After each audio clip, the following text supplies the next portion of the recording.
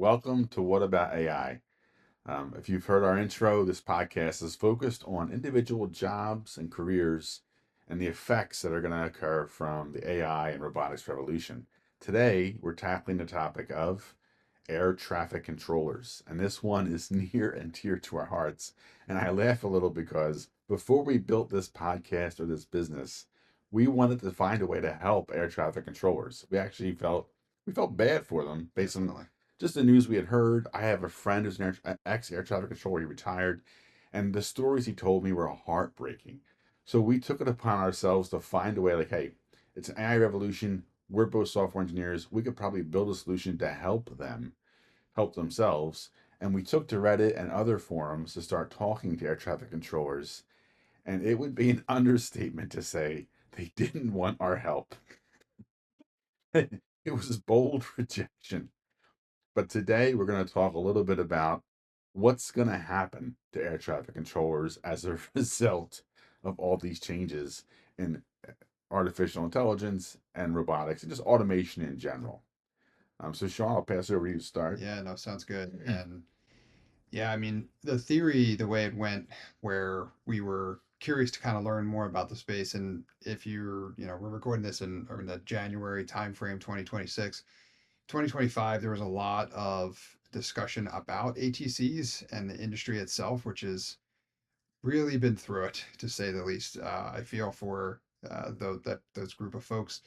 And there was just a lot of talk about the shortages that they've experienced and the tech that they have to work on, a lot of which is like somewhat outdated and not crazy capable. The failed projects that have supposed to be kind of bringing support for them, which haven't materialized, and that the folks that they have, which is last I remember us checking, were it was they're pretty significant deficit in terms of them kind of being anywhere near capacity. So Several the thousand, yeah, like so like the 3,000. folks they have are stretched greatly thin already, and then the demand was even higher. So, in 2025, I think it was, I forget when it started, but they actually had to, the FAA needed to make changes and adjustments to like how many planes basically were able to be controlled in the air or reviewed or just kind of like monitored at any given point in time because the capacity restrictions were just like so significant. That's what I remember. So yeah, we wanted to kind of learn more about that and see what we couldn't do to help. It just, I think it was probably an understatement to say it probably wasn't a great time to engage. They weren't feeling the love at the moment. We didn't mean anything by it. We genuinely just wanted to help them, but I think they had kind of been pushed probably a little bit too far. So it was a He tough doesn't want time to to be put on a engage. no-fly list. It was brutal. We ripped to shreds, but it was also freaking hilarious. So, I mean, we're from Philly. We can take a beat down, and it was a beat down. But I mean, we were trying to help is We the get it. message. All I think what we're saying is we don't like it, but we understand. This is where we come from. But in seriousness, thinking through what can change, what will change, there have been like four major initiatives underway to help resolve a lot of the struggles in air traffic control for a decade. They just keep getting pushed back, defunded, partially funded, delayed, and there's no end in sight. So air traffic controllers are overworked in their minds. They feel underpaid. I mean, they probably are for what they're doing. They're saving lives every day. And they see and hear all this noise about automation, but don't know what it's going to mean for them. Reality is, I don't think AI is ready yet to take on full human life protection for all planes in the air, but it has to be put into practice near term Yeah. because there are so many flights and only so much runway, right? So they're not building bigger, newer airports.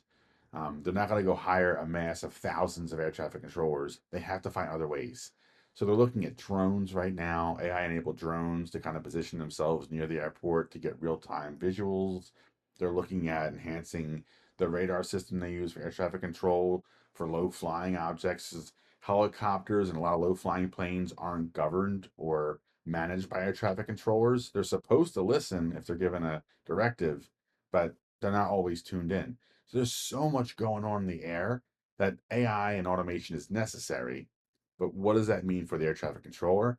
I think it means that you're going to see less hiring, even if there's a huge deficit, less folks training to get into that career because there's so much uncertainty, and probably a dwindling over time So over the course of the next, let's say, 3 to 10 years, more and more of the workload for air traffic control will be passed to AI systems and automated. Yeah, like you, I don't realistically see how it can't be. I think that has to be kind of the way forward from here for all the reasons that James mentioned and that I had talked about previously, just like all the bottlenecks in process. The research we did, you know a bit more about it than I do, but just like it takes crazy amount of time to recruit, hire, train, onboard, certify ATCs, and for good reason, right? Like, I mean, it's a pretty important role. It's not one you do not want to do. It's not one you don't want to do well. So getting that wrong has some potentially life-threatening consequences. As such, there's a lot of regulation around it.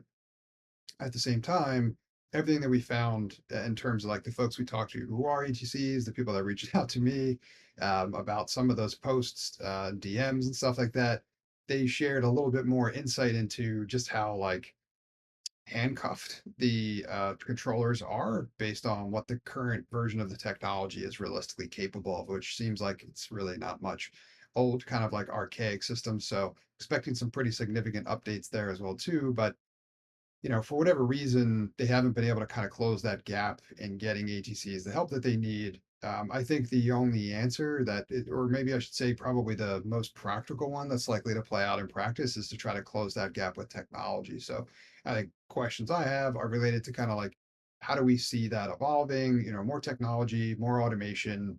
But what does that mean for like the ATC role of it in itself, right? One that's had a tough history just as is despite the fact that it's crazy important. What do we think it looks like in the future as they start to implement kind of more technology into the industry? I think it's going to be less reliance on someone staring at a screen. So right now, your traffic controllers, the reason that they're so bugged out is they'll sit for 10 hours. They have breaks that are scheduled and planned, but for 10 hours, 12 hours, and just stare at a screen, constantly repeating the same language, telling planes when to fall in line, what altitude to come in at, what angle or what approach vectors. And it's exhausting. Like you're always doing some amount of geometry in your head, and it's not a very warm, inviting environment. You're basically in the zone, working in your airspace, and that's it. So I think because it's so difficult and so stressful, as folks bug out and require some kind of mental health support or take a break, they're not going to be backfilled. They're going to be replaced, and they're going to be replaced by automation systems. Yes, they're years behind, but all those delays were funding and implementation and technology challenges that are kind of washing away, Yeah. right? So you can get right now, if you were to go pull live data from like FlightAware or one of those services on flights in the air, you could code for yourself with Claude Code a solution to track flights today. You could build it, start today, build it by tomorrow. And I'm not saying that I could replace an air traffic controller, but what I am saying is technology's advanced so much that the solution's no longer going to take years to build or a Yeah. decade to build. I think even though it's been pushed back, pushed back, pushed back, the the actual window to build it is going to shrink at the same time. So I say within 3 to 5 years, you're going to see mass automation of air traffic controller Yeah. jobs. And I think that I agree. And I think that begs the next question that's like for existing ATCs that are doing what they're doing, and maybe they're hearing folks tell them, like, don't worry, help's on the way. Where I laugh because it's probably something ATCs have heard over and over again and it just hasn't materialized. I got to imagine most folks in that position now are probably thinking the same thing, that they may be false promises. And unfortunately, I think that may probably be a safe bet, or at least if I were in your shoes, that's probably how I'd be thinking of it too. But my question then goes to how they may be thinking, which is like, all right, well, if my role is gonna become arguably like maybe less and less important, or they're gonna continue to try to have less ATCs do more or cover the same amount of workload, like what does that mean for the ATCs then, who are unfortunately got like more bad news coming their way? Like what does the next step look like potentially career wise for them if it's also not going to be along the same trajectory? Um, I've got one that I want to toss out there, but I'm curious to hear what you think first about this. I think you have to get involved in the technology itself. So if you know who's building it, start sharing some things that really humans are good at that computers haven't been to date. So there are variables you account for when you're watching flights come in to figure out how you should line them up. And you're accounting for wind speed and temperature and all sorts of details that aren't tracked right now today. There's no meaningful way to capture amount of sunlight at a certain Yep. altitude or wind speeds at that altitude. There just isn't. So it's something you kind of learn in your career over time. You build this knowledge base of if these 5 or 6 variables are such, it's going to impact flights this way. Help train the automation tools that are coming, and you make yourself invaluable in that case. Yeah.